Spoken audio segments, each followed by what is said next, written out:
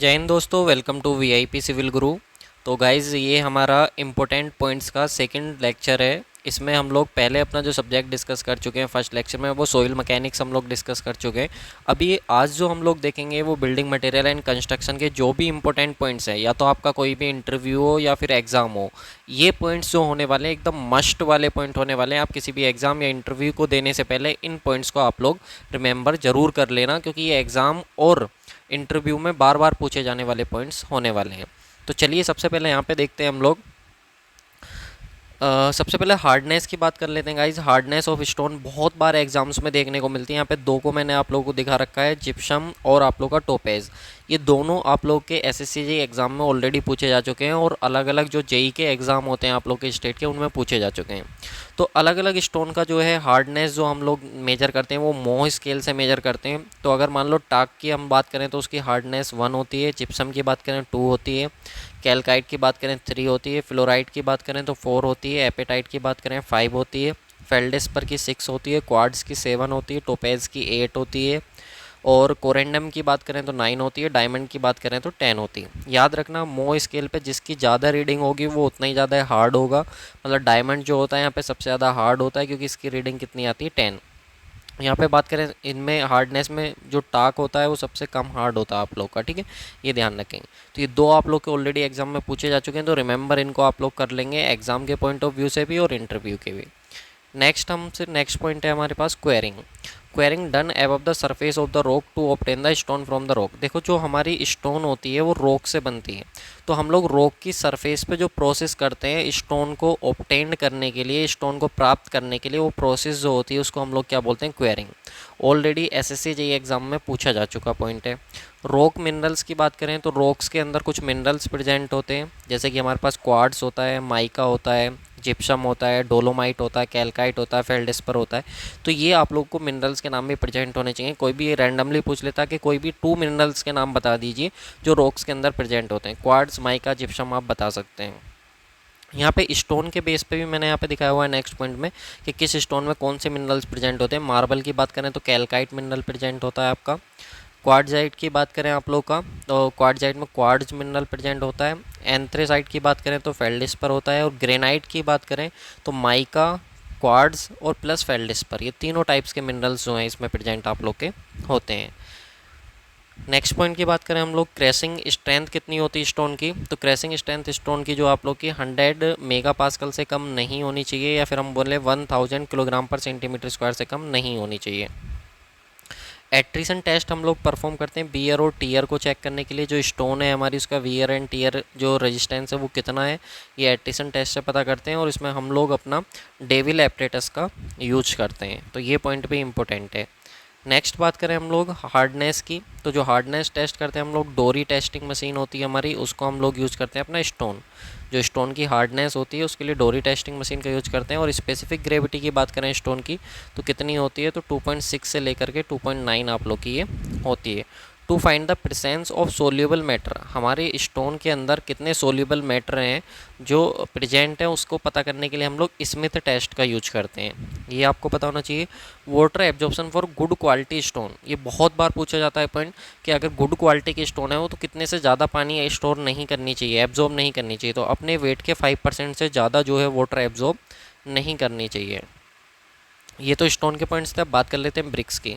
तो ब्रिक्स के कंपोजिशंस की बात कर लेते हैं। तो याद करने की ट्रिक होती है इसको सलीम सलीम करके हम लोग इसको याद कर लेते हैं। S for silica, A for alumina, L for lime, I for iron oxide हो जाता है, एम फॉर मैग्नीशिया हो जाता है। कितने कितने अमाउंट में प्रेजेंट होता है, तो सिलिका 50 to 60% होता है, एलुमिना 20 to 30% होता है, लाइम की बात करें तो 4 to 5% होता है, आयरन ऑक्साइड 5 to 6% होता है, और मैग्नीशिया जो होता है वो लेस देन 1% होता है। ये बहुत बार एग्जाम में पूछा जाता है कि सिलिका का रोल क्या होता है ब्रिक्स के अंदर। तो स्ट्रेंथ को इम्पार्ट करता है, शेप और साइज़ प्रोवाइड कराता है ब्रिक को। एलुमिना की बात करें तो जब आप लोग की ब्रिक बर्न नहीं करी जाती, उससे पहले आप लोग की जब मोल्ड करी जाती है ब्रिक, तो उसमें जो ब्रिक्स के लिए जो आप लोग का हम सोइल मिट्टी प्रिपेयर करते हैं, तो उसमें जो प्लास्टिसिटी आती है वो एलुमिना की वजह से आती है। और जो आपने देखा होगा ब्रिक्स का रेड कलर हो जाता है बर्न करने के बाद, तो वो आपका आता है आयरन ऑक्साइड की वजह से, या ऑक्साइड्स ऑफ आयरन की वजह से। तो ये आपको ध्यान रखना है। नेक्स्ट पॉइंट की बात करें, जो बर्निंग टेम्परेचर होता है ब्रिक्स का, जो ब्रिक्स को हम बर्न करते हैं तो आप लोग का 900 से 1200 डिग्री सेंटीग्रेड होता है। साइज़ की बात करें तो स्टैंडर्ड और मॉडुलर साइज़ जो होता है ब्रिक्स का वो 19x9x9 होता है। नॉमिनल साइज़ की बात करें 20x10x10 सेंटीमीटर होता है। कन्वेंशनल साइज़ की बात करें 23/11.4/7.6 सेंटीमीटर, आप लोगों का सारी वैल्यू सेंटीमीटर में होती है।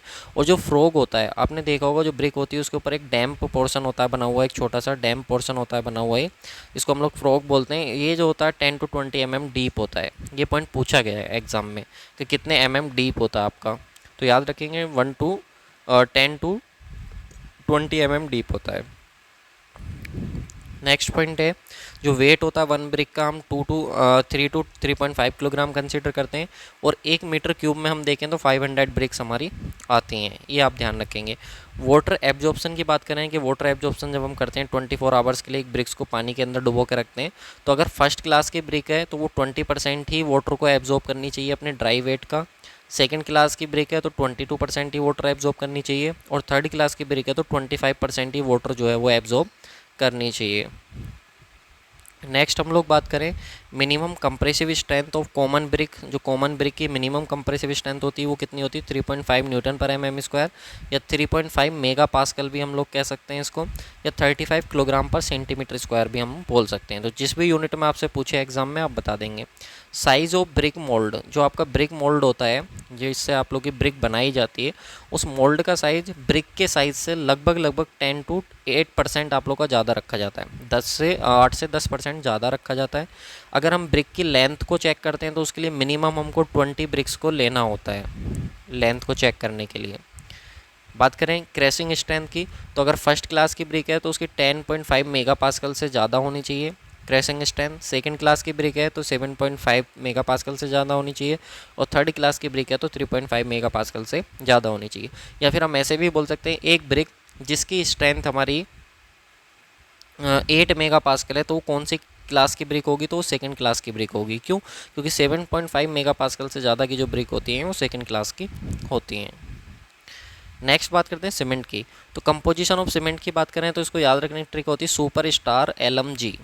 तो यहाँ पे देखो सारे जो हमारे पास एक हो जाता है हमारे पास सिलिका, एक हो जाता है हमारे पास सल्फ़र, एक हो जाता है alumina, lime, oxide of iron, magnesia और जिप्सम, ये सारे हमारे पास हो जाते हैं। तो देखो यहाँ पे लिखे हुए हैं लाइम कितना होना चाहिए 62 to 67% होना चाहिए, सिलिका 17 to 25% होना चाहिए, एलुमिना 3 to 8% होना चाहिए, जिप्सम 3 to 4% होना चाहिए, iron oxide 3 to 4%, magnesia 1 to 3% होना चाहिए, सल्फ़र 1 to 3% होना चाहिए। एल्कलीस की बात करें तो 0.2 से 1% के बीच आप लोग का होना चाहिए। सारे पूछे जाते हैं एग्जाम में। बहुत बार जिप्सम पूछ लिया जाता है कितना होता है, लाइम तो बहुत बार पूछा जाता है 60% अप्रोक्स वो आप लोग को दे देता है। तो ये आप लोगों को ध्यान रखनी है जो वैल्यू एग्जाम में ऑलरेडी पूछी जा चुकी हैं। सभी पॉइंट्स मैंने वो डिस्कस करें जो एग्जाम में पूछे जा चुके हैं। नेक्स्ट आता है आप लोग का अनसाउंडनेस इन सीमेंट। जो सीमेंट में अनसाउंडनेस होती है, देखिए अनसाउंडनेस सीमेंट की वो प्रॉपर्टी होती है जब सीमेंट हमारा सेट हो गया, जब हमने सीमेंट का मोर्टार बनाया या फिर कंक्रीट बनाई सीमेंट का यूज करके, और जब वो हमारी ड्राई हो गई तो उसके बाद वो एक्सपेंड कर रही है। अगर वो एक्सपेंड कर रही है तो अनसाउंडनेस प्रॉपर्टी है। तो जो अनसाउंडनेस आती है सीमेंट में वो सीमेंट के कंपोजिशन की वजह से आती है। सीमेंट में क्या क्या होता है, लाइम होता है, सल्फ़र होता है और मैग्नीशिया होता है। तो इन तीनों की वजह से हमें अनसाउंडनेस की प्रॉपर्टी देखने को मिलती है। अब याद रखना अगर हमें अनसाउंडनेस मेजर करनी है सीमेंट में, अनसाउंडनेस अगर मेजर करनी है लाइम की वजह से तो ली चैटलियर एपरेटस होता है, ठीक है। और अगर लाइम और मैग्नीशिया दोनों की वजह से मेजर करनी है तो हमारे पास ऑटोक्लेव होता है। ये बहुत इंपॉर्टेंट पॉइंट है दोनों, ठीक है। लाइम की वजह से ली चैटलियर, और अगर आपको लाइम और मैग्नीशिया दोनों की वजह से मेजर करना है तो ऑटोक्लेव होता है। सल्फ़र की वजह से डायरेक्ट मेजरमेंट हम नहीं कर सकते कि कितना हमारा अनसाउंडनेस होती है, तो ये पॉइंट भी आप ध्यान रखेंगे। नेक्स्ट हम लोग बात करें तो जो हमारा सीमेंट के अंदर होता है जिप्सम और सिलिका, ये दोनों सीमेंट के अंदर प्रेजेंट होते हैं। तो ये काम करते हैं रिटार्डर का। अब रिटार्डर क्या होते हैं, रिटार्डर होते हैं जो रिएक्शन को स्लो कर देते हैं, जिसकी वजह से हमें सेटिंग टाइम बढ़ जाता है सेटिंग टाइम। तो अगर कहीं पे हमको सीमेंट का सेटिंग टाइम बढ़ाना है तो वहाँ पे हम लोग जीएस मतलब जिप्सम को और सिलिका को क्या कर देंगे, वहाँ पे बढ़ा देंगे, क्योंकि इनको बढ़ाएंगे तो रिएक्शन स्लो होगी तो आप लोग का सेटिंग टाइम ऑटोमेटिकली आप लोग का बढ़ जाएगा। नेक्स्ट आपका बोगस कंपाउंड आते हैं सीमेंट के। ट्राई कैल्शियम सिलिकेट होता है आप लोग का, डाई कैल्शियम सिलिकेट होता है, ट्राई कैल्शियम एल्यूमिनेट होता है। यहाँ पे ट्राई कैल्शियम सिलिकेट की बात करें तो C3 है, इसको एलाइट भी बोलते हैं। इसका जो हाइड्रेशन होता है विद इन 1 वीक, 1 वीक के अंदर हो जाता है और रेस्पॉन्सिबल होता है फॉर अर्ली स्ट्रेंथ। जो अर्ली स्ट्रेंथ आती है सीमेंट की, जो आप लोग को जल्दी देखने को मिलती है, 30 मिनट के अंदर अंदर जो देखने को मिलती है, वो आप लोग की क्या होती है, वो ट्राई कैल्शियम सिलिकेट की वजह से होती है अर्ली स्ट्रेंथ के लिए। और यहाँ पर हम लोग बात करें अपना die calcium silicate, die calcium silicate का हाइड्रेशन होता है विद इन 1 ईयर, 1 साल के अंदर अंदर इसका हाइड्रेशन होता है। और प्रोग्रेसिव और लेटर स्ट्रेंथ, जो बाद की स्ट्रेंथ देखने को मिलती है हमें सीमेंट की, वो इसी की वजह से देखने को मिलती है, बिलाइट की वजह से या फिर बोलें डाई कैल्शियम सिलिकेट की वजह से। नेक्स्ट है हमारा try calcium aluminate. Try calcium aluminate C3A जो सिलाइट होता है, रिलीज़ करता है मैक्सिमम हीट ऑफ हाइड्रेशन। बहुत बार पूछा गया है कि सीमेंट में जब हम पानी ऐड करते हैं तो जो maximum heat of hydration release होती है वो किसकी वजह से, तो ट्राई कैल्शियम एल्यूमिनेट जो बनता है ये हमारा रिलीज़ करता है। और ये फ्लैश सेटिंग और क्यूक सेटिंग के लिए एकदम से जो सेटिंग मिलती है, आपने देखा होगा सीमेंट के अंदर पानी डालने के बाद वो एकदम से सेट हो जाता है। जो फ्लैश और क्विक सेटिंग आप लोग की देखने को मिलती है वो आप लोग की ट्राई कैल्शियम एल्यूमिनेट की वजह से होती है। ठीक है, ये जो था ना यहाँ पे विद इन 1 वीक के अंदर जो स्ट्रेंथ देखने को मिलती है इसको बोलते हैं अर्ली स्ट्रेंथ आपका। ठीक है, और ये तुरंत जो देखने को मिलती है इसको बोलते हैं क्विक सेटिंग। अगला होता है हमारे पास टेट्रा कैल्शियम एल्यूमिना फेरेट।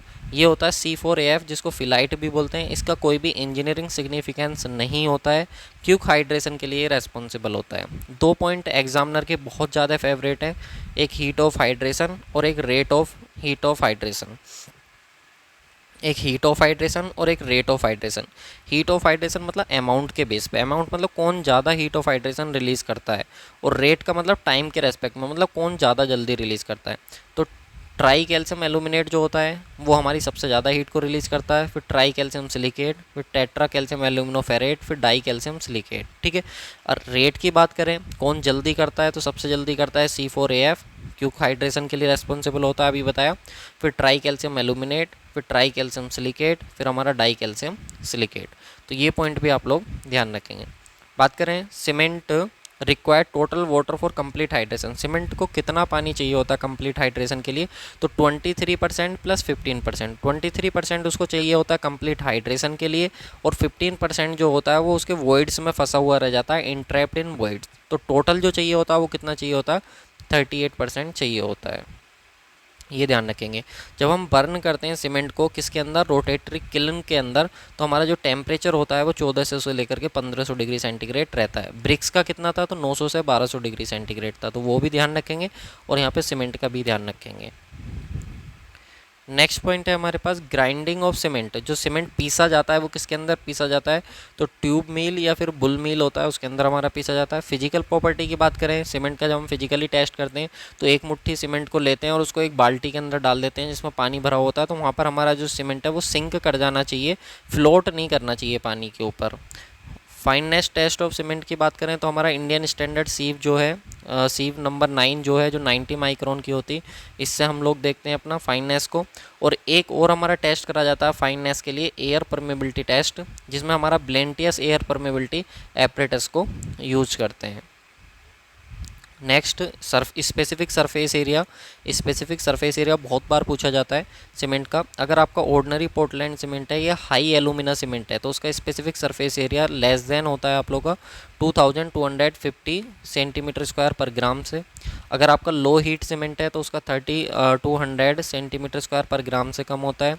और अगर आपका रैपिड हार्डनिंग सीमेंट है तो इसका जो होता है आप लोग का 150 सेंटीमीटर स्क्वायर पर ग्राम से कम होता है, 3250 सेंटीमीटर स्क्वायर पर ग्राम से कम होता है। तो ये ध्यान रखना, ये बहुत बार आप लोग का एग्ज़ाम में देखने को मिलेगा आपको। नेक्स्ट हम लोग बात करते हैं स्टैंडर्ड कंसिस्टेंसी टेस्ट की, जो हमारा इनिशियल फाइनल सेटिंग टाइम को फाइंड करने के लिए यूज़ करते हैं। विकेट प्लंजर हम लोग यूज करते हैं इसमें जो विकेट प्लंजर होता है उसमें हमारे पास एक उसका जो साइज़ होता है डाया 10 mm का होता है, हाइट 50 mm की होती है। जो टेम्परेचर हम लोग मेंटेन करते हैं 25 ± 2 डिग्री सेंटीग्रेड का। वाटर कंटेंट हम इसमें 38% सैंपल को प्रिपेयर करने में यूज करते हैं। प्लंजर का जो साइज़ होता है वो 10 mm का आप लोग का होता है, जो प्लंजर उसमें हम लोग जिसकी हेल्प से जिसको हम पेनिट्रेट कराते हैं। और अगर इनिशियल सेटिंग टाइम हम लोग पता कर रहे हैं तो हम 1 mm की स्क्वायर नीडल यूज करते हैं, और फाइनल सेटिंग टाइम अगर हम पता कर रहे हैं तो 5 mm की एनुलर रिंग जो होती है, सर्कुलर रिंग जो होती है, उसको यूज करते हैं। और इसके लिए हम लोग स्क्वायर नीडल को यूज करते हैं। नेक्स्ट है हमारे पास यहाँ पे कि सीमेंट के साथ किसका इनिशियल और फाइनल सेटिंग टाइम कितना होता है। अगर ऑर्डिनरी पोर्टलैंड सीमेंट है ओपीसी तो इनिशियल सेटिंग टाइम 30 मिनट और फाइनल सेटिंग टाइम 3.5 आवर होता है। और अगर हम लोग नहीं नहीं, सॉरी गाइज, ये उल्टा हो गया है, 1 मिनट, इसको मैं थोड़ा सा करेक्ट कर देता हूँ। ये यहाँ पे आएगी वैल्यू और ये वैल्यू यहाँ पे आएगी। अभी देखते हैं क्या है।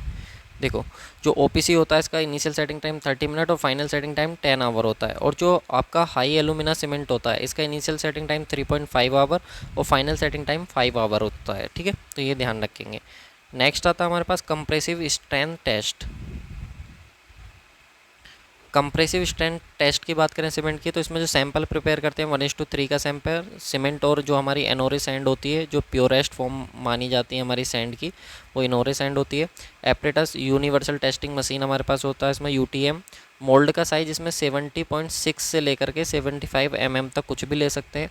और जो वाटर हम लोग लेते हैं वो कितना होता है, PY4 प्लस के 3%, इतना हम लोग इसमें लेते हैं। पी हमारा जो स्टैंडर्ड कंसिस्टेंसी टेस्ट में हमने वाटर लिया था वो होता है। ठीक है, उसके बाद हम लोग बात करें अपना टाइम के साथ कितनी कंप्रेसिव स्ट्रेंथ देखने को मिलती है, तो 28 डेज़ में जो स्ट्रेंथ देखने को मिली अगर किसी भी सीमेंट की हमने ग्रेड प्रिपेयर करी 33 न्यूटन पर mm², तो 7 डेज़ में जो हो जाएगी ना 28 डेज़ की जो भी थी उसका 2/3 देखने को मिलेगी 28 डेज़ की।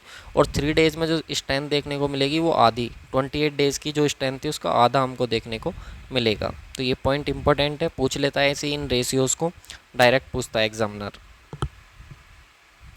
नेक्स्ट है आप लोग का साउंडनेस टेस्ट ऑफ सीमेंट। तो अभी मैंने बताया था साउंडनेस जो होती है वो डिज़ायरेबल प्रॉपर्टी होती है और अनसाउंडनेस अनडिज़ायरेबल प्रॉपर्टी होती है।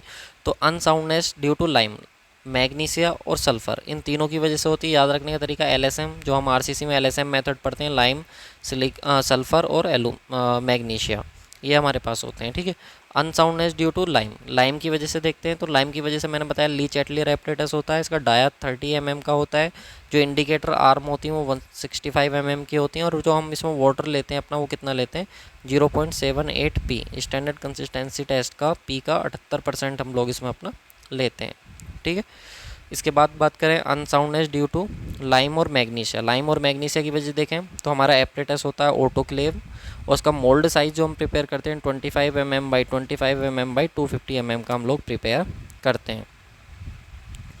नेक्स्ट है जो केमिकल कंपोजिशन है हमारे सीमेंट के, एलुमिना और आयरन ऑक्साइड, तो इनका जो रेशियो हमारा होना चाहिए 0.6 से लेकर के 1.02 होना चाहिए। स्पेसिफिक ग्रेविटी की बात करें सीमेंट की तो 3.15 होती है। डेंसिटी की बात करें सीमेंट की तो कितनी होती है, 1440 किलोग्राम पर मीटर क्यूब। ये इंपॉर्टेंट है, पता होना चाहिए हमको। ठीक है, नेक्स्ट हम लोग बात करते हैं अपना सीमेंट और उनके यूजेस की। इनिशियल और फाइनल सेटिंग टाइम मैंने आप लोगों को बता दिया जिनका पूछता है, बाकी इनको आप देख लो। जैसे रैपिड हार्डनिंग सीमेंट है तो रैपिड हार्डनिंग सीमेंट का कोड भी दिया हुआ है, बट आपको इसका यूजेस ध्यान रखने। अगर कहीं पे ब्रिज या रोड का मेंटेनेंस चल रहा है, कहीं पर रिपेयर वर्क चल रहा है, तो रैपिड हार्डनिंग सीमेंट का यूज़ करते हैं। क्यों? क्योंकि इससे हमें स्ट्रेंथ एकदम जल्दी देखने को मिल जाती है। हाई एलुमिना सीमेंट की बात करें तो कहीं पे कोई प्री कास्ट स्ट्रक्चर है या फिर रीफैक्ट्री है ब्रिक्स की हमारी, या फिर कहीं पे केमिकल अटैक्स बहुत ज़्यादा हैं, तो वहाँ पे हम लोग हाई एलुमिना सीमेंट का यूज करते हैं। क्यूक सेटिंग सीमेंट नाम से क्लियर हो रहा है, जहाँ पे हमको एकदम से सेटिंग चाहिए सीमेंट की। कहाँ पे चाहिए होती है ऐसी, तो कहीं फाउंडेशन है, बेसमेंट फाउंडेशन है, या अंडर वाटर स्ट्रक्चर है जहाँ पे हम चाहते हैं कि एकदम से हमारा सीमेंट सेट हो जाए, या फिर कहीं पर राफ्टिंग फाउंडेशन है, तो वहाँ पे हम लोग क्विक सेटिंग सीमेंट का अपना यूज़ करते हैं। उसके बाद बात करें लो हीट सीमेंट की, बहुत इंपॉर्टेंट है, बहुत बार पूछा जाता है। कहीं पे मास कॉन्क्रीटिंग वर्क हो रहा है, लाइक डैम बन रहा है, तो वहाँ पे हम कौन सा सीमेंट यूज़ करते हैं, लो हीट सीमेंट। ठीक है, रनिंग वाटर स्ट्रक्चर है, कोई फाउंडेशन है, बेसमेंट है, जहाँ पे पानी बह रहा है, कोई नदी के अंदर कोई स्ट्रक्चर बनानी, तो वहाँ पे पोर्टलैंड पोजोलाना सीमेंट यूज करते हैं। ठीक है, और कहीं पे हमको RCC के पियर्स बनाने, जहाँ पे सल्फेट अटैक बहुत ज़्यादा है, यानी कि मिट्टी के कांटेक्ट है, मिट्टी बहुत ज़्यादा सल्फ़र है, और ऐसी कोई हाइड्रोलिक स्ट्रक्चर बना रहे हैं हम लोग, तो वहाँ पे हम लोग super sulphate Portland cement use करते हैं। जो आपने देखे होंगे सीवर वगैरह जो होते हैं ना, सीवर, वो आप लोग के सुपर सल्फेट पोर्टलैंड सीमेंट के बनाए जाते हैं, या सल्फेट रेजिस्टिंग सीमेंट के बनाए जाते हैं। जो सीवर्स वगैरह होते हैं, लाइनिंग में कैनाल की जो लाइनिंग करी जाती है, या सी वाटर्स होते हैं, तो वहाँ पर आप लोग का सल्फेट रेजिस्टिंग सीमेंट का यूज करा जाता है। और याद रखना पोर्टलैंड स्लैग सीमेंट में मास कॉन्क्रीटिंग के लिए याद रखना दोनों में से कोई एक चीज़ दी होगी, पोर्टलैंड या फिर लो हीट सीमेंट। तो जो भी आपको दिया होगा उसके अकॉर्डिंग हम लोग उसको यूज़ कर लेते हैं। नेक्स्ट पॉइंट आते हैं लाइम से रिलेटेड। जो हमारा कैल्शियम कार्बोनेट होता है जिसको हम लाइम स्टोन बोलते हैं, जब इसको कैल्सिनेशन करा जाता है, कैल्सिनेशन एक ऐसी प्रोसेस होती है जिसमें लाइम स्टोन को हम इतना गर्म कर दें कि ये रेड हो जाए, और जब ये रेड हो जाता है तो ये हमारा कन्वर्ट हो जाता है कैल्शियम ऑक्साइड में, और कार्बन डाइऑक्साइड यहाँ से बाहर निकल जाती है। तो जो कैल्शियम ऑक्साइड बनता है इसी को बोलते हैं क्यूक लाइम, कास्टिक लाइम या फिर लंप लाइम। अब ये जो हमारे पास क्यूक लाइम होता है इसका बहुत ज़्यादा एफिनिटी होती है, हाई एफिनिटी होती है वाटर के प्रति, यानी कि बहुत ज़्यादा प्यार करता है वाटर से, तो इसलिए तुरंत रिएक्ट कर जाता है वाटर के साथ। और जो वाटर के साथ रिएक्ट करने की प्रोसेस होती है आपकी क्यूक लाइम की, कास्टिक लाइम की या लंप लाइम की, उसको हम लोग बोलते हैं स्लैकिंग। क्या बोलते हैं उसको? स्लैकिंग प्रोसेस हम लोग अपना बोल देते हैं। तो यहाँ पे देखो जो कैल्शियम ऑक्साइड है हमारा वो रिएक्ट करेगा वाटर के साथ, तो इस प्रोसेस को स्लैकिंग बोलते हैं। तो यहाँ से बनेगा कैल्शियम हाइड्रोक्साइड और हीट यहाँ से बाहर निकल जाएगी। तो कैल्शियम हाइड्रोक्साइड जो बना इसी को हाइड्रोलिक लाइम बोलते हैं, इसी को मिल्क ऑफ लाइम बोलते हैं, और इसी को हम लोग स्लैकिंग लाइम भी बोलते हैं। एक बार क्वेश्चन पूछा गया था जेईई एग्जाम में कि टाइप्स ऑफ लाइम कितना होता है, बस ये पूछ लिया गया कितने टाइप्स के होते हैं। तो 3 टाइप्स के होते हैं, fat lime, hydraulic lime, poor lime. Fat lime को यूज करते हैं वाइट वॉशिंग के लिए, देखा होगा पुराने टाइम पे घर की पुताई करते थे तो वाइट वॉशिंग से यूज करते थे, तो वो आप लोग का वाइट वॉशिंग जो करते थे फैट लाइम। हाइड्रोलिक लाइम को यूज करते हैं आपका ब्रिक मेसनरी या स्टोन मेसनरी वर्क के लिए हम लोग यूज करते हैं, और एक आपका पुअर लाइम होता है। ठीक है, आई होप आप लोगों को ये पॉइंट्स यार अच्छे लग रहे होंगे। अच्छे लग रहे हैं तो प्लीज़ वीडियो को लाइक कर दो, शेयर कर दो अपने दोस्तों के साथ। और एक छोटा सा आप लोगों से रिक्वेस्ट, एक अनाउंसमेंट है, अगर आप किसी भी जेईई एग्ज़ाम की तैयारी कर रहे हो और अगर आपको प्रीवियस ईयर के क्वेश्चंस कवर करने हैं सारे विद सब्जेक्ट, और सब्जेक्ट में भी चैप्टर वाइज आप लोगों को कवर करने हैं, तो हमारा कोर्स है एक सुदर्शन बैच, आप इसको एक बार ज़रूर विजिट कीजिएगा। और अगर आपका कोई भी एग्ज़ाम है जिसमें 2 से 3 महीने का टाइम आप लोगों के पास है, 1 से 2 महीने का टाइम है, और आपको कंप्लीट प्रिपरेशन करनी है अपनी सिविल इंजीनियरिंग के सारे सब्जेक्ट्स, वो सब्जेक्ट्स के सारी थ्योरी चाहिए और साथ में क्वेश्चन में और कॉन्सेप्ट सब चाहिए, तो हमारा कोर्स है one liner plus concept course, जो कि स्टूडेंट की पहली पसंद बना हुआ है, और एकदम बेहतरीन कंटेंट आप लोगों को इसमें देखने को मिल जाएगा। और अगर आपको गुप्ता एंड गुप्ता बुक का कंप्लीट सॉल्यूशन चाहिए तो ये भी हमारे एप्लीकेशन पे अवेलेबल है। एप्लीकेशन का नाम है वीआईपी सिविल गुरु। बाकी अगर कोई दिक्कत आती है आप लोग को तो आप लोग इस नंबर पर कॉन्टैक्ट कर सकते हैं 8077283538 पर, लिंक मैंने डिस्क्रिप्शन बॉक्स में दे दिया है। और अगर आपको पीडीएफ डाउनलोड करनी है कोई भी हमारी जितने पीडीएफ लेक्चर्स हैं, तो वो हमारा टेलीग्राम चैनल है वीआईपी सिविल गुरु का, इसका भी लिंक डिस्क्रिप्शन बॉक्स में, तो आप टेलीग्राम को ज्वाइन करके रखो, वहाँ पर आप लोगों में पीडीएफ वगैरह अवेलेबल करा दूंगा। ठीक है, पीडीएफ क्या है, 1 या 2 दिन बाद अवेलेबल कराता हूँ मैं लेक्चर अपलोड करने के बाद। ठीक है, तो वो आप ज्वाइन करके रखो, वहाँ पर आप लोगों को मिल जाएगा। बाकी अगर आप लोगों को कुछ भी कोई भी प्रॉब्लम आती है तो इस नंबर पर आप मुझसे कांटेक्ट कर लीजिएगा, व्हाट्सअप पे भी या फिर कॉल पे भी। चलिए आगे नेक्स्ट पॉइंट की बात करते हैं हम लोग, यूजेस ऑफ लाइम। तो लाइम मैंने बताया आप लोग को कितने टाइप के होते हैं, 3 टाइप का होता है आप लोग का। अब यूज़ की बात कर लेते हैं, ट्रीटमेंट ऑफ वाटर, अगर वाटर को ट्रीट करना तो वहाँ पे भी लाइम का यूज करते हैं। स्टेबलाइजेशन ऑफ सॉइल, कहीं पे हमको एम्बैकमेंट बनाना होता है सॉइल का, मिट्टी का, तो वहाँ पे हमारी सॉइल रुकती नहीं है, तो वहाँ पे लाइम उसमें मिक्स करके हम रोकते हैं। Manufacturing of glass, bricks and stone masonry, ये मैं आपको बता ही चुका हूँ। ठीक है, नेक्स्ट बात करते हैं मोर्टार की। मोर्टार क्या होता है? मोर्टार होता है मैट्रिक्स प्लस एडल्ट्रेंट प्लस के वाटर, इन तीनों का मिक्सचर जो होता है उसको हम लोग क्या बोलते हैं? मोर्टार। अब मैट्रिक्स क्या होता है सर, ये पूछा गया है डायरेक्ट पॉइंट एग्जाम में। मैट्रिक्स होता है कोई भी बाइंडिंग मटेरियल लाइक सीमेंट या लाइम। एडल्ट्रेंट क्या होता है? फाइन एग्रीगेट होता है, और उसमें वाटर हमारे पास होता है। इसमें और भी हम ऐड कर देते हैं, एड मिक्सचर भी आ जाता है हमारे पास, बट हम उसकी बात नहीं करेंगे। 3 चीज़ें आप लोग ध्यान रखना, इन तीनों के कॉम्बिनेशन से क्या बनता है? मोर्टार हमारा बनता है। ठीक है, अब मोर्टार का आप देख लो, कहीं पे टाइप ऑफ वर्क के अकॉर्डिंग किस टाइप का मोर्टार हमको यूज करना चाहिए। कहीं पे पॉइंटिंग वर्क है, कहीं पे आपके पास दरारें आ गई उनको फिल करना आप लोग को, कहीं पे पॉइंटिंग करनी है आप लोग को, तो वह 1:1 का यूज़ करते हैं हम लोग, यानी कि एक उसमें 1 यूनिट अगर हमारा सीमेंट है तो 1 यूनिट ही सैंड होना चाहिए। ग्राउटिंग वर्क के लिए 1:1.5 का, डीपीसी या पेवमेंट कंस्ट्रक्शन के लिए 1:2 का, प्लास्टरिंग या मेसनरी वर्क के लिए 1:3 से 1:4 का। Masonry work in super structure, आपको पता है ये प्लिंथ लेवल है, इसके नीचे हमारी सब स्ट्रक्चर, इसके ऊपर हमारी सुपर स्ट्रक्चर होती है, तो सुपर स्ट्रक्चर के लिए 1:4:1:6 का। कहते हैं ना एक 4 का मसाला लग रहा है, एक 6 का मसाला लग रहा है लोकल लैंग्वेज में, तो ये वही चीज़ है हमारे पास। ठीक है, नेक्स्ट पॉइंट देखो, 1 metre cube dry volume of mortar जो होता है वो हमारा 1.33 3 metre cube volume of wet mortar के होता है। जनरली क्वेश्चन में हमें वेट मोर्टार गिवन होता है तो उसको हमें ड्राई मोर्टार में कन्वर्ट करना होता है, तो उसको हम लोग 1.33 से मल्टीप्लाई करेंगे। ऐसे ही हमें वेट वॉल्यूम पता है किसका, कॉन्क्रीट का, और उसको हमको ड्राई वॉल्यूम में कन्वर्ट करना है तो उसको 1.54 मीटर क्यूब से मल्टीप्लाई कर देते हैं। ठीक है, ये होगी बात मोर्टार की। अब बात करते हैं हम लोग एंगुलरिटी नंबर ऑफ एग्रीगेट। तो एग्रीगेट का एंगुलरिटी नंबर याद रखना 0 से 11 होता है आप लोग का, ये इंपॉर्टेंट है, ये रेंज पूछी गई है एग्जाम में कि एंगुलरिटी नंबर रेंज बताओ कितना होता है आप लोग का।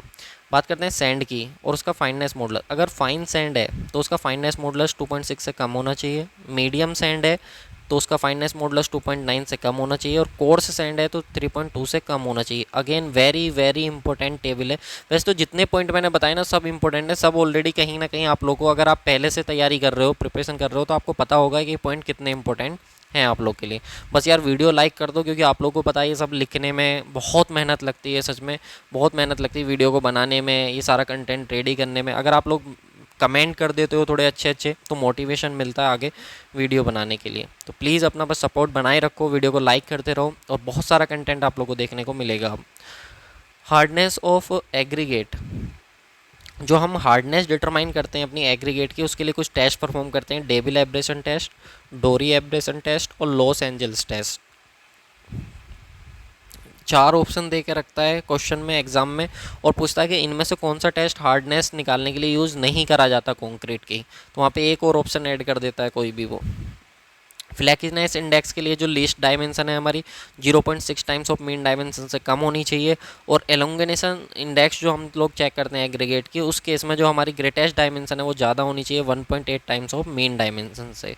तो ये दोनों पॉइंट भी आप लोग याद रखेंगे। नेक्स्ट बात करते हैं प्लास्टिसाइजर्स की। तो प्लास्टिसाइजर्स क्या होते हैं, हम लोग जब मोर्टार या हम लोग अपना कंक्रीट को प्रिपेयर करते हैं तो उसमें हम लोग क्या करते हैं, कुछ प्लास्टिसाइजर्स को ऐड कर देते हैं, जो हमारे क्या करते हैं वाटर सीमेंट रेशियो को कम कर देते हैं, और इनकी डोज जो होती है 0.1 से 0.4% होती है सीमेंट के वेट के। और जो एग्जाम्पल्स इसके हैं इंपॉर्टेंट, जो एग्जाम में पूछे जाते हैं कि प्लास्टिसाइजर्स कौन सा हम लोग यूज़ करते हैं, तो लिग्नोसल्फेट है, हाइड्रो ऑक्सिलेट, कार्बोक्सिलिक एसिड है हमारे पास, ये ध्यान रखना। सुपर प्लास्टिसाइजर्स की बात करें तो ये वाटर कंटेंट को हमारा 30% तक कम कर देते हैं अगर आप सुपर प्लास्टिसाइजर्स ऐड करते हो तो कंक्रीट के या मोर्टार के अंदर। रिटार्डर की बात करें तो रिटार्डर क्या होते हैं, रिएक्शन को स्लो कर देते हैं, रिएक्शन स्लो होगी तो टाइम हमारा बढ़ जाएगा। कितना डोज रहती है, 0.05 से 0.2% तक रहती है। कैल्शियम सल्फेट और शुगर अगेन इंपॉर्टेंट पूछे जाते हैं कि कौन से रिटार्डर हैं, तो कैल्शियम सल्फेट जिसको हम लोग जिप्सम भी बोलते हैं, और शुगर हमारे पास रिटार्डर है। एक्सीलेटर की बात करें तो फास्ट रिएक्शन हमारी ये करते हैं, जिसकी वजह से फास्ट रिएक्शन करेंगे तो रिएक्शन में टाइम कम लगेगा, अब रिएक्शन जल्दी हो जाएंगे। ठीक है, डोज की बात करें 0.1 से लेकर के 0.2% तक होती है। और example again important example calcium chloride और एलुमिना, ये दो हमारे पास क्या होते हैं, एक्सीलेटर होते हैं। ठीक है, हम इनको अपनी नीड के अकॉर्डिंग यूज़ करते हैं। नेक्स्ट है हमारे पास timber is non homogeneous and anisotropic material. पूछा जाता है टिम्बर कैसा मटेरियल होता है, तो नॉन होमोजीनियस एंड आइसोट्रोपिक होता है। जो टिम्बर का वेट नोट करते हैं जब उसमें 12% मॉइस्चर कंटेंट होता है तब नोट करते हैं, और स्पेसिफिक ग्रेविटी जो होती है 1.54 होती है, ये ध्यान रखना। बात करें टिम्बर को क्लासीफाई करा जाता है हमारा ट्रीज़ को 2 तरीके से, 2 टाइप से क्लासीफाई करा जाता है ट्रीज़ को। कौन कौन से 2, एक एक्सोजीनियस ट्री होता है और एक हमारा एंडोजीनियस ट्री होता है। एक्सोजीनियस ट्री वो ट्री होते हैं जो हमारे ग्रो करते हैं आउटवर्ड, जो बाहर की तरफ ग्रो करते हैं वो एक्सोजीनियस ट्री होते हैं, और जो अंदर की तरफ ग्रो करते हैं वो एंडोजीनियस होते हैं। तो एंडोजीनियस तो हमारे काम के होते नहीं हैं। ठीक है, हमारे पास एक्सोजीनियस ट्री जो होते हैं यही इंजीनियरिंग ट्री हमारे काम आते हैं। ये 2 तरीके के होते हैं, डेसिडियोस होते हैं, एक हमारे कोनीफर होते हैं। ठीक है, तो डेसिडियोस यस जिनको सीजनल भी बोलते हैं, और कोनीफर जो एवरग्रीन होते हैं। अब इनमें क्या अंतर है, तो जो डेसिडियोस जो हार्ड वुड देते हैं वो डेसिडियोस होते हैं, जो सॉफ्ट वुड देते हैं वो हमारे एवरग्रीन या कोनीफर होते हैं। इनमें सबसे इंपॉर्टेंट होता है टीक, सीसम, पॉपलर, मेपल, ये हमारे पास इंपॉर्टेंट होते हैं। इधर ये देवदार, चीर, ये हमारे पास कुछ इंपॉर्टेंट होते हैं। ठीक है, ये ध्यान रखना। कोनीफर ट्री, यहाँ पे ट्री की स्ट्रक्चर आप लोग देख लो, ये इंपॉर्टेंट है, इसका ऑर्डर बहुत बार पूछा जाता है। सबसे पहले आता है पिथ, अंदर की स्ट्रक्चर, फिर पिथ के बाद जो स्ट्रक्चर होती है उसको बोलते हैं हम लोग अपना हार्टवुड। ठीक है, सेकंड नंबर पर हार्डवुड के बाद आता है सैपवुड, फिर आता है कैम्बियम लेयर, फिर आता है इनर बार्क, फिर आता है आउटर बार्क। याद करने की ट्रिक होती है इसको, पीएच स्केल याद करने की ट्रिक क्या होती है इसकी, पीएच स्केल। P4 होता है हमारे पास पिथ, H4 होता है हमारे पास हार्डवुड, S4 होता है हमारे पास सैपवुड और C4 होता है कैम्बियम लेयर, फिर आ जाता है इनर बार्क और आउटर बार्क। तो ये ध्यान रखना। बाकी अगर आपने ट्री की स्ट्रक्चर देखी तो कुछ इस तरीके की लेयर्स भी आपको दिखाई देती होंगी, कुछ इस तरीके के रूट्स होते हैं ये, इनको बोलते हैं मेडुलरी रेज। इनको क्या बोलते हैं, मेडुलरी रेज। तो ये पॉइंट भी आप लोग ध्यान रखना। नेक्स्ट हम लोग बात करते हैं, जब हमारा टिम्बर पेड़ को काटा जाता है तो मॉइस्चर होता है, उससे मॉइस्चर को रिमूव करा जाता है, जिस प्रोसेस को बोलते हैं सीजनिंग। तो हम सीजनिंग क्यों करते हैं, क्या पर्पज होता है, तो उसका एक तो वेट कम करते हैं हम लोग, इसलिए हम लोग, क्योंकि मॉइस्चर रिमूव होगा तो वेट कम हो जाएगा। ठीक है, reduce the shrinkage and warping, जो श्रिंकेज और वार्पिंग है वो हमारी कम हो जाए और उसकी स्ट्रेंथ और ड्यूरेबिलिटी बढ़ जाए, हमारी वर्केबिलिटी आसानी से काम कर पाएँ उसके साथ। सुटेबल फॉर पेंटिंग, अब अगर एक बार ड्राई कर दिया आपने, रिमूव कर दिया मॉइस्चर, तो आप पेंट भी कर सकते हो। Reduce it tendency to split और डीके, मतलब ये ख़राब भी नहीं होती जल्दी से जब मॉइस्चर वगैरह रिमूव कर देते हैं, सीजनिंग कर देते हैं तो। ठीक है, तो ये कुछ एम्स हैं हमारे टिम्बर को सीजनिंग करने के, ये बहुत इंपॉर्टेंट है। ये पॉइंट एग्जाम में पूछा गया है आपका। साल देवदार यहाँ पे पूछा गया है। रेलवे स्लीपर्स के लिए पुराने टाइम पे आपने देखा होगा कि वुड यूज करी जाती थी, पहले लकड़ी के स्लीपर होते थे। ठीक है, तो वो कौन सी लकड़ी होती थी, तो साल या देवदार के वो होते थे। ठीक है, ये ध्यान रखना। बाकी गुआवा का साइंटिफिक इंस्ट्रूमेंट बनाने में होता है। बैम्बोल का आप लोग का जो एग्रीकल्चर इंस्ट्रूमेंट होते हैं उनको बनाने में। मलबेरी का स्पोर्ट्स गुड्स आपने देखा होगा, जो क्रिकेटर को होते हैं, बैट वैट जो होता है उनका मलबेरी का होता है। Jackfruit musical instrument. बिनटेक बोट, आपने नाव देखी होगी लकड़ी की, वो बिनटेक की बनी होती है। टीक से आप लोग के प्लाईवुड बनती है, तो ये भी आप लोग थोड़ा देख सकते हैं। नेक्स्ट, जब हम लोग क्या करते हैं, टिम्बर को कन्वर्ट करते हैं तो उसकी वजह से कुछ डिफेक्ट आ जाते हैं उसमें, chip mark, diagonal grain, tone grain, when. आपसे पूछेगा इनमें से कौन सा कन्वर्जन के टाइम पे आप लोग का डिफेक्ट देखने को मिलता है टिम्बर में, तो ये चारों पांचों नाम आप लोगों को जो है ध्यान रखने। पेंट्स की बात करें, पेंट्स क्या होता है, तो पेंट्स आप लोग का क्या होता है, एक प्रोटेक्टिव लेयर होता है जो आप लोग को गेट प्लीजेंट अपीयरेंस, जो प्लीजेंट अपीयरेंस देता है। मान लो कंक्रीट की वॉल थी, अब इस पर आपने पेंट कर दिया, तो इस लेयर को उसने प्रोटेक्ट कर दिया कंक्रीट की, साथ में देखने में भी सुंदर लगने लगी। तो ये फ़ायदा होता है हमारा पेंट का। पेंट के कुछ क्या होते हैं, पेंट में आप लोग की 3-4 चीज़ें होती हैं जो उसके आप कह सकते हो कंपोजिशन होते हैं। एक बेस होता है, एक व्हीकल या बाइंडर होता है, एक पिगमेंट होता है, एक थिनर होता है। तो याद रखना, बेस का काम क्या होता है, जो सीमेंट के अंदर होता है वो ओपैक कोटिंग देता है। ओपैक कोटिंग मतलब जिस सरफेस के ऊपर आप पेंट कर रहे हो उसके अंदर का दिखाई नहीं देगा कि नीचे क्या था उसके, और साथ में उसको एक बल्क वॉल्यूम भी प्रोवाइड कराता है बेस। एग्जाम्पल अगेन इंपॉर्टेंट, पूछा जाता है कि इनमें से कौन सा बेस है जो पेंट में यूज करा जाता है, तो वाइट लेड हो गया, रेड लेड हो गया, जिंक ऑक्साइड, आयरन ऑक्साइड, ये सब हमारे पास होते हैं। व्हीकल, बाइंडर या कैरियर की बात करें तो hold the ingredient of paints, जो पेंट के इंग्रेडिएंट होते हैं उन सबको एक जगह अपना होल्ड करके रखता है, एक सबको कंबाइन करके रखता है आप लोग का व्हीकल, बाइंडर या कैरियर। इसमें लिंसिड ऑयल हो गया, टंग ऑयल हो गया, नट ऑयल, ये इंपॉर्टेंट है। पिगमेंट का काम क्या होता है, कलर प्रोवाइड कराना। जो पेंट है हमारा, पेंट को कलर कौन देता है, पिगमेंट्स देते हैं। थिनर या सोलवेंट का काम होता है कवरेज एरिया, जब आपने देखा होगा पेंट करते हैं तो कुछ एरिया तक कवर हो जाता है, जब ब्रश पे पेंट लेते हो तो कुछ एरिया तक फैल जाता है ना वो, तो वो थिनर या सोलवेंट की वजह से आता है। जो टर्पेंटाइन, नेफ्था या बेंजीन आप लोग का इसमें होता है मेन। ठीक है, अब कुछ पेंट्स की बात करते हैं जो इंपॉर्टेंट है, जैसे कि हमारे पास इनेमल पेंट है, इमल्सन पेंट है, एक एस्बेस्टोस पेंट है, ये सब आपने देखे होंगे। अगर आप मान लो कहीं पे आपको ऐसी सरफेस पे पेंट करना है जिसको आप धो भी सकते हो, वॉश कर सकते हो, तो वॉशेबल सरफेस पे आप लोग इनेमल पेंट को यूज करते हो। इंटीरियर एज वेल एक्सटीरियर, यानी कि अंदर घर के और बाहर दोनों जगह आप इसको पेंट कर सकते हो। जनरली डोर्स पे, कॉन्क्रीट सरफेस पे आप लोग का अप्लाई करा जाता है।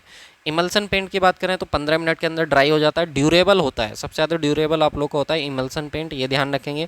और इसमें ड्रायर जो यूज़ करा जाता है, एक बार क्वेश्चन पूछा गया था कि ऐसा कौन सा सीमेंट है जिसमें कोबाल्ट नाम का ड्रायर यूज करा जाता है, तो वो इमल्सन पेंट आप लोग का था करेक्ट आंसर उसका। एस्बेस्टोस पेंट की बात करें तो फायर रेजिस्टेंस और डैम्प प्रूफ, कहीं पर फायर और डैम्प से बचना है, नमी से और आग से बचना है, तो वहाँ पर हम लोग एस्बेस्टोस पेंट को यूज़ करते हैं। नेक्स्ट आता है हमारे पास डिस्टेम्पर और वार्निश, दोनों में क्या अंतर है, तो डिस्टेम्पर एक तरीके का पेंट होता है, ध्यान रखना, बस ये क्या होता है, पेंट से सस्ता होता है, चीपर होता है, और ये इंटरनल सरफेस पे अप्लाई करा जाता है, जबकि पेंट को इंटरनल और एक्सटर्नल दोनों जगह हम अप्लाई कर सकते हैं, घर के बाहर भी, घर के अंदर भी, लेकिन डिस्टेम्पर को सिर्फ और सिर्फ घर के अंदर अप्लाई करते हैं, और ये पेंट से सस्ता होता है। वार्निश की बात करें तो वार्निश हमारे पास एक ट्रांसपेरेंट नेचर होता है, कहीं किस सरफेस पर अगर पेंट करना तो पेंट करने से पहले हम लोग जो एक रेजन लिक्विड जो हम अप्लाई करते हैं उसके ऊपर, जो हमारे पास ट्रांसपेरेंट होता है उसको हम लोग वार्निश बोलते हैं, और ये जनरली वुडन सरफेस पे हमारा करा जाता है, लकड़ी की जो सरफेस होती है उन पे हमारा करा जाता है। वार्निश की बात करें, इसके क्या क्या कंपोजिशन होते हैं, तो वार्निश के कंपोजिशन को याद रखेंगे आप लोग। रेजिन होता है, ड्रायर होता है, सोलवेंट होता है। रेजिन एम्बर को यूज करा जाता है एज अ रेजिन, लिथार्ज को यूज करा जाता है एज अ ड्रायर, और सोलवेंट का काम क्या होता है, जो कवरेज एरिया होता है हमारे पास उसको बढ़ा देता है। तो ये जो पॉइंट्स थे ये लिखे हुए भले ही यहाँ पे 80 पॉइंट्स है, लेकिन मैंने जो कवर करे हैं आप लोगों को more than 100 plus points cover करे हैं। बाकी एक वीडियो लेके आऊँगा 50 प्लस पॉइंट के, जिसमें सिर्फ और सिर्फ कंक्रीट के जो पॉइंट है वो डिस्कस करने वाला हूँ। तो वीडियो आप लोगों को कैसी लग रही है प्लीज़ लाइक करके कमेंट करके बताओ यार, और आप लोगों से रिक्वेस्ट है अपने दोस्तों के साथ ये वीडियो शेयर करो ताकि मेरी भी हेल्प हो सके और उन तक भी ये कंटेंट जा सके। बाकी आप एक बार एप्लीकेशन ज़रूर विजिट करने ला, लिंक डिस्क्रिप्शन बॉक्स में दी हुई है, डायरेक्ट भी आप डाउनलोड कर सकते हो आप लोग का प्ले स्टोर से वीआईपी सिविल गुरु ऐप को। बहुत ही नॉमिनल फीस में सारे सब्जेक्ट्स आप लोग को मेरे साथ पढ़ने को मिल जाएंगे। बाकी डेमो लेक्चर भी यूट्यूब पे अवेलेबल हैं, आप सर्च करोगे one liner plus concept course by VIP civil Guru, तो आपके पास डेमो लेक्चर भी आ जाएंगे, तो वहाँ से भी आप अपना पहले डेमो देख के तब सेटिस्फाई हो जाएं, तभी आप उसको जो है कोर्स को बाई करें। बाकी कोई प्रॉब्लम आए तो नंबर मैंने आपको बता ही दिया है 8077283538, इस पर आप कांटेक्ट कर सकते हो। जो भी आप लोग के पास मुझसे हेल्प हो पाएगी या कोई ऑफर वगैरह होगा तो वो मैं आप लोग को अवेलेबल करा दूंगा। तो thank you so much again for watching this video. Please यार लाइक ज़रूर कर दीजिएगा और प्यारे प्यारे कमेंट करना मत भूलिएगा।